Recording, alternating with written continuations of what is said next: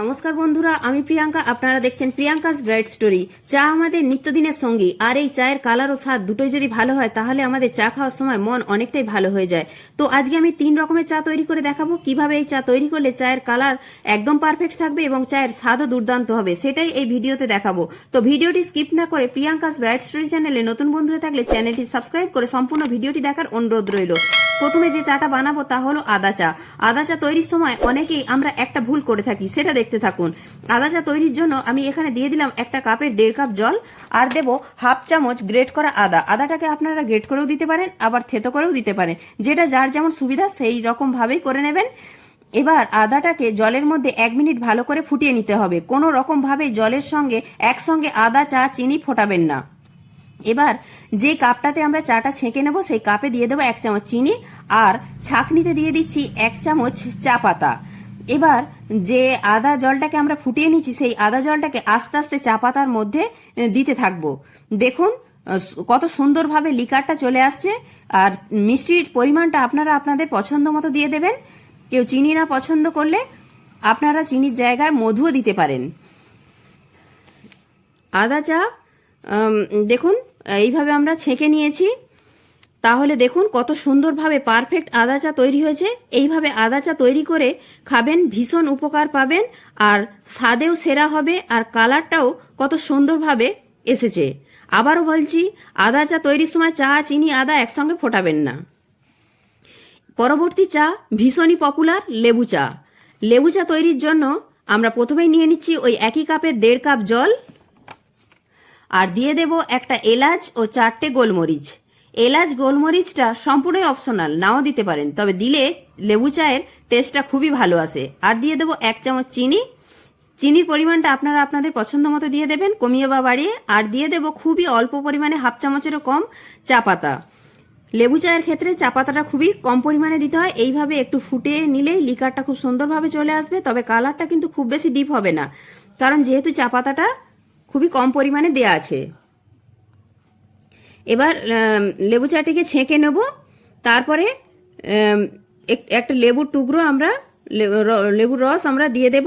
দেখুন লেবুর রসটা দেওয়ার পর চায়ের কালারটা একদমই চেঞ্জ হয়ে গেছে। প্রথমে যদিও একটু ডিপ ছিল, এখন চায়ের কালারটা একদমই লাইট হয়ে গেছে।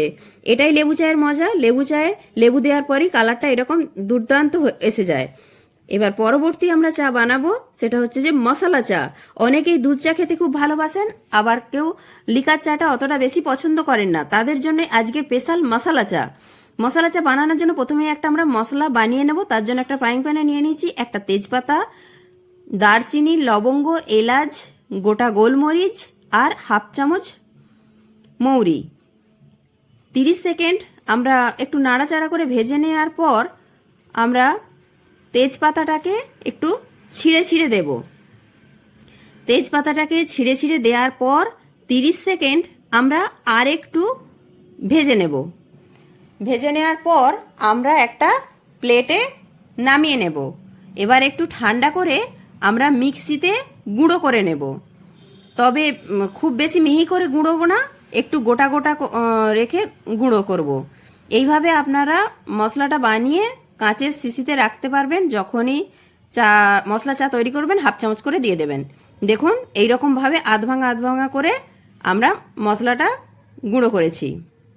এবার মশলা চা বানানোর জন্য আমরা নিয়ে নিচ্ছি ওই একই কাপের 1.5 কাপ জল, আর দিয়ে দিচ্ছি হাফ চামচ গ্রেট করা আদা, আর দেব 1 চামচ চিনি, আর দেব 2 চামচ চা পাতা। যেহেতু মশলা চা হবে তাই চা পাতার পরিমাণটা একটু বেশি পরিমাণেই দিতে হবে।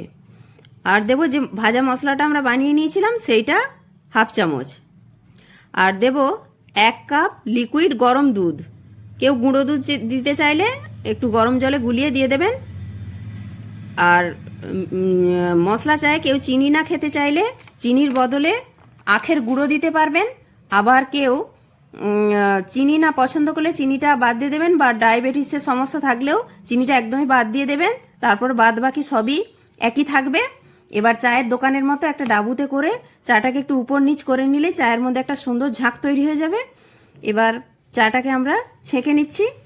তো দেখুন এইভাবে বাড়িতে দুধ চা বা লিকার চা বানিয়ে খেতে পারবেন। চায়ের রং যেমন সুন্দর হবে, স্বাদেও সেই রকম সেরা হবে। দেখুন কালারটাও কত সুন্দরভাবে এসেছে। ভিডিওটি ভালো লাগলে লাইক, শেয়ার, কমেন্ট, সাবস্ক্রাইব করে পাশে